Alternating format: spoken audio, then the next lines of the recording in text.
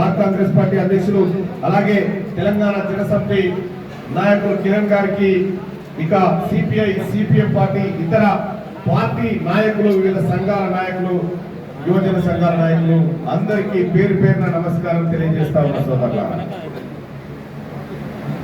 నిన్న రాత్రి కేటీఆర్ కు కోపం వచ్చింది. కేటీ రామారావు కోపం వచ్చి తిడుతా ఉన్నాడు. అయితే ఇక పక్కపండు ఉంటారా ఎవరైనా మనలో చెప్తా ఉంటారు, గంత కోపం అవుతున్నాడు సార్ రాత్రి అంటే.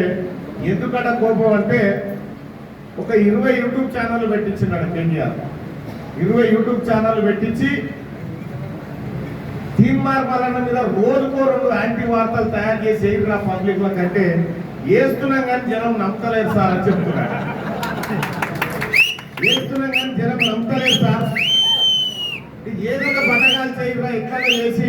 ఎందుకంటే మొన్న అసెంబ్లీ ఎన్నికలలో మనకి పంట పెట్టి వచ్చినోడు వాడేరా.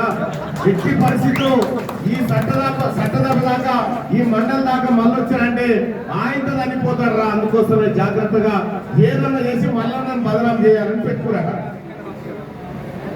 వాళ్ళ నాయన కాలా నిలబెడితే నిలబడతాను, కూర్చే కూర్చుంటాను. కాంగ్రెస్ పార్టీ నాయకులం మనం. ఇక్కడ ఉన్నది కాంగ్రెస్ పార్టీ నాయకులు, కాంగ్రెస్ పార్టీ కార్యకర్తలు ఉన్నాం.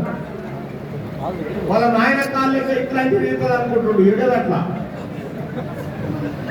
ఈ తెలంగాణ రాష్ట్రంలో బిల్లా రంగాల రూపమెత్తి తెలంగాణ ఆర్థిక సంపదనంతా కొల్లగొట్టి లక్షల కోట్ల రూపాయలు విదేశాలకు తరలించి పేదవాడి భూములు గుంజుకొని ఆస్తులన్నీ కబ్జా పెట్టి ప్రశ్నించిన వాళ్ళ మీద కేసులు పెట్టి నియంత పాలన కొనసాగించి రైతుల భూములు గుంజుకొని ధరని దరిద్రాలు తీసుకొచ్చినటువంటి దొంగల ముఠా మీది కాంగ్రెస్ పార్టీని అంటారు. అయ్యలా కాంగ్రెస్ పార్టీ అనేటువంటి ముఖం హక్కు కనీసం ఉన్నదా కేసీఆర్ కుటుంబానికి? ఏం చెప్పుకుంటావు? ఇక నిన్న నేను B6 డిబేట్ లో కూర్చున్నాను. B6 లో రాత్రి డిబేట్ ఉంటే పిలిస్తే పోయినా. ఒక ఆయన టిఆర్ఎస్ పార్టీ అయినా, ఒక ఆయన బీజేపీ పార్టీ అయినా అభ్యర్థి వచ్చి కూర్చున్నాడు. మేము ప్రశ్నించే గొంతుకలు అవుతామంటారు. ఈ ప్రేమేందర్ రెడ్డి టికెట్ ఇవ్వకపోతే నేనే ప్రశ్నించిన మళ్ళా.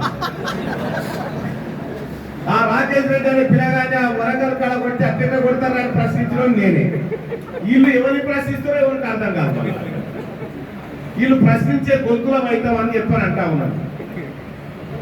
ఎవరు ఈ రాష్ట్రంలో, తెలంగాణ రాష్ట్రంలో మొత్తం ప్రతిపక్షాలన్నిటినీ కేసీఆర్ గంప గుత్తగా మింగితే ఆ రోజు ఈ బిడ్డ ఒక్కడే కదా కొట్లాడింది.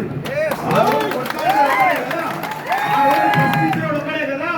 ఆ రోజు నికార్సుగా నిట్టనిలో నిలబడి కొట్లాడితే ఇవాళ తెలంగాణ రాష్ట్రంలో మనమంతా ఊపిరి పీల్చుకున్న ఆ కేసీఆర్ పాలన నుంచి విముక్తి పొంది.